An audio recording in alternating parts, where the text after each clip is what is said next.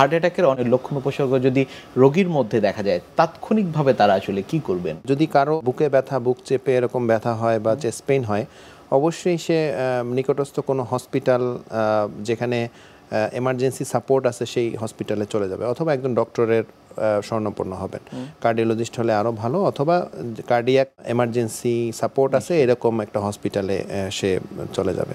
আর যদি ঢাকার বাইরে হয়, উপজেলা হেলথ কমপ্লেক্স অথবা সদর হসপিটাল অথবা কোনো প্রাইভেট ক্লিনিক হসপিটালে গিয়ে দেখানো উচিত। এবং একটা প্রথম আমরা নির্ণয় করি হার্ট অ্যাটাকটা একটা ইসিজির মাধ্যমে। ইসিজি সব হসপিটালে এবং ইভেন ডায়াগনস্টিক সেন্টারে সব জায়গায় ইসিজি অ্যাভেলেবল। একটা ইসিজি করলে ডক্টরকে দেখালেই আসলে আমরা সিদ্ধান্ত নিতে পারি। এরপরে আমরা কিছু কার্ডিয়াক বায়োমার্কার্স বলে থাকি, ট্রোপনিন আই, সিকেএমবি, হ্যাঁ, এগুলো করে আমরা কনফার্ম হই তার হার্ট অ্যাটাক হয়েছে কি হয় না।